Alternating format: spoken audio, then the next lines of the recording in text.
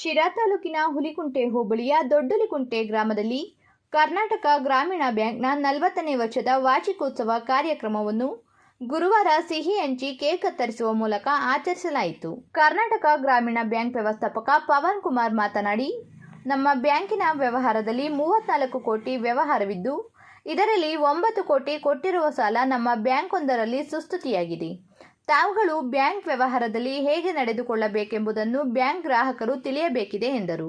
ಈ ಸಂದರ್ಭದಲ್ಲಿ ಹುಲಿಕುಂಟೆ ಗ್ರಾಮ ಪಂಚಾಯಿತಿಯ ಉಪಾಧ್ಯಕ್ಷ ರವಿಕುಮಾರ್, ಪಿಡಿಒ ತಿಪ್ಪೇಸ್ವಾಮಿ, ಮಾಜಿ ಗ್ರಾಮ ಪಂಚಾಯಿತಿ ಅಧ್ಯಕ್ಷ ವೈಕೆ ತಿಪ್ಪೇಸ್ವಾಮಿ, ಗ್ರಾಮದ ತಾಲೂಕು ಪಂಚಾಯಿತಿ ಮಾಜಿ ಸದಸ್ಯ ಲಕ್ಕಪ್ಪ, ಕರ್ನಾಟಕ ಗ್ರಾಮೀಣ ಬ್ಯಾಂಕ್ ಹಿರಿಯ ವ್ಯವಸ್ಥಾಪಕ Tilak Kumar, cashier Vasundhara, attender Ramesh, bank ಸಿಬ್ಬಂದಿ ಟಿವಿ ಚಂದ್ರಶೇಖರ್, ಭಾರತಿ, ಹನುಮಂತರಾಯಪ್ಪ, ಅಧಿಕಾರಿ ಯಶೋಧರ, ಸಂಜೀವಿನಿ ಸ್ತ್ರೀ ಶಕ್ತಿ ಒಕ್ಕೂಟದ ಯೋಗೇಶ್ವರಿ, ರಂಗಸ್ವಾಮಿ ಮುಂತಾದವರು ಉಪಸ್ಥಿತರಿದ್ದರು.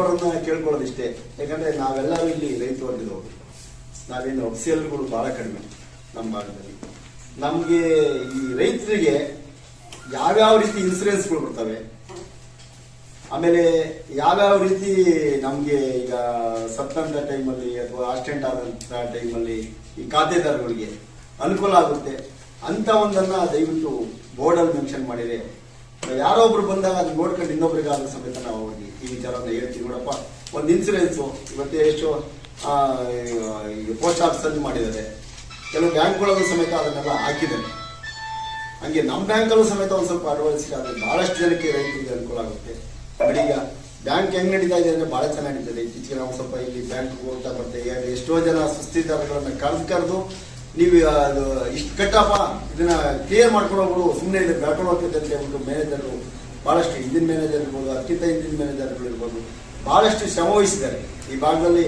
ಅದು ಇಂಟೀರಿಯರ್ ಪ್ಲೇಸು, ಒಂದು ಹೋಬಳಿ ಹೆಡ್ ಕ್ವಾರ್ಟರ್ ಆಗಿರ್ಬೋದು, ಹಳ್ಳಿಯಲ್ಲಿ ಇದಕ್ಕೂ ಸಮೇತ ಬಹಳಷ್ಟು ಮ್ಯಾನೇಜರ್ಗಳು ಹೋಗ್ಬಿಟ್ಟು ಇದನ್ನೆಲ್ಲ ಮಾಡಿದ್ದಾರೆ. ಹಂಗಾಗಿ ನೇಮ್ ಇದು.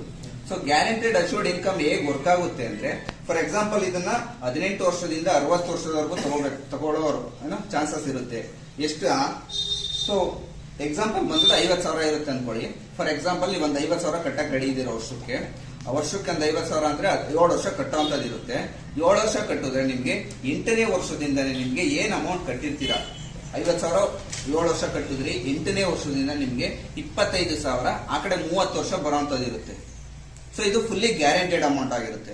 ಏನ್ ನೀವು ಕಟ್ಟಿದ್ದೇಳು 3.5 ಲಕ್ಷ ಅಮೌಂಟ್ ಕಟ್ಟಿದ್ರಿ, 25,000 ಪ್ರತಿ ವರ್ಷ ನಿಮ್ಗೆ ನಿಮ್ಮ ಅಕೌಂಟಿಗೆ ಒಂದ 30 ವರ್ಷ ಬರುತ್ತದೆ ಇದು. ಸೊ ಇದು ಫುಲ್ಲಿ ಗ್ಯಾರಂಟೆಡ್. ಸೊ ಮತ್ತೆ ಕೊನೆಗೆ ನೀವು 37ನೇ ವರ್ಷ ಏನಿರುತ್ತೆ ನಿಮ್ಗೆ, ಸೊ ಮೆಚುರಿಟಿಗೆ ಅಮೌಂಟ್ ಅಂತ ಹೇಳ್ಬಿಟ್ಟು ನೀವೇನ್ ಕಟ್ಟಿರ್ತೀರಾ 3.5 ಲಕ್ಷ ಅಮೌಂಟ್, ಸೊ ಅದು ಮತ್ತೆ ನಿಮಗೆ ಬರುತ್ತೆ. ಗ್ರಾಮೀಣ ಬ್ಯಾಂಕ್ ಹಳ್ಳಿಗಳಲ್ಲಿ ವ್ಯವಸಾಯಸ್ಥರಿಗೆ ಮಾತ್ರ ಸಾಲ ಕೊಡ್ತಾರೆ.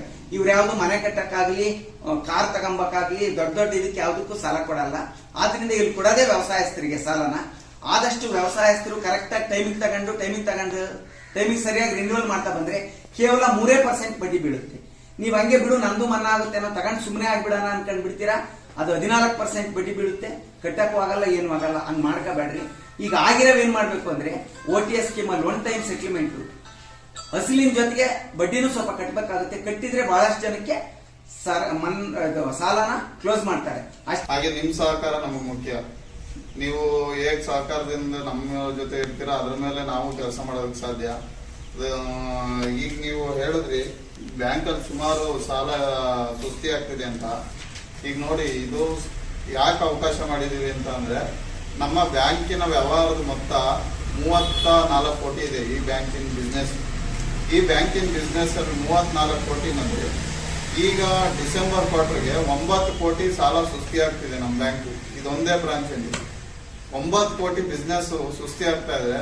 ನಾವು ವ್ಯವಹಾರ ಹೇಗ್ ನಡೆಸಬೇಕು, ಸಾಲ ಹೇಗ್ ಕೊಡಬೇಕು, ಸಾಲ ಕೊಡೋದಕ್ಕೆ ನಮಗ್ ನಂಬಿಕೆ ಹೇಗ್ ಬರಬೇಕು ಅನ್ನೋದು ನೀವೇ ಯೋಚನೆ ಮಾಡ್ಬೇಕಾಗುತ್ತೆ. ಯಾಕೆ ಸಾಲ ಕೊಡತ್ತಾ ಇಲ್ಲ ಅನ್ನೋದಾದ್ರೆ ಇದು ಒಂದು ಉದ್ದೇಶ.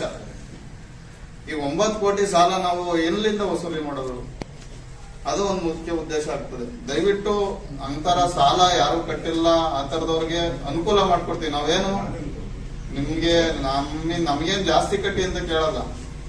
ಸ್ವಲ್ಪ ನೀವು ಎಷ್ಟು ತಗೊಂಡಿದ್ದೀರಾ ಹೆಚ್ಚು ಕಮ್ಮಿ ಅದರ ಆಸ್ಪಾಸ್ನಲ್ಲೇ ಬರುತ್ತೆ ನಿಮ್ಮ ಸಾಲದ ಮೊತ್ತ. ಅಷ್ಟು ಕಟ್ಟಿ ಕ್ಲೋಸ್ ಮಾಡ್ಕೊಂಡ್ರೆ ನೆಕ್ಸ್ಟ್ ಮುಂದಿನ ದಿನಗಳಲ್ಲಿ ಆ ಸಾಲ ಯಾರು ತಿರುವಳಿ ಮಾಡಿರ್ತೀರಾ ಅವ್ರಿಗೂ ಸಾಲ ಕೊಡೋ ವ್ಯವಸ್ಥೆ ನಾವು ಮಾಡ್ಕೊಡ್ತೀವಿ. ಹಾಗೆ ಸಂಘಗಳಿಗೂ ನಾವು ಕೆಲವೊಂದು ನೀವು ಹೇಳಿದೀರಾ, ಈಗ ಅದ್ರ ಸಮಸ್ಯೆಗಳನ್ನ ಬಗೆಹರಿಸೋ ನಿಟ್ಟಿನಲ್ಲಿ ಕೆಲಸ ಮಾಡ್ತೀವಿ. ಹಾಗೆ ನಮ್ಮ ಸ್ಟಾಫ್ ಈಗ ತುಂಬಾ ಚೆನ್ನಾಗಿ ಕೆಲಸ ಮಾಡ್ತಾ ಇದಾರೆ ಅಂತ ಅನ್ಕೊಂತೀನಿ. ಈಗೇನ್ ಪ್ರಾಬ್ಲಮ್ಗಳು ನಿಮ್ಗೇನ್ ಕಂಡು ಬರ್ತಿಲ್ಲ ಅಂತ ತಿಳ್ಕೊತೀನಿ.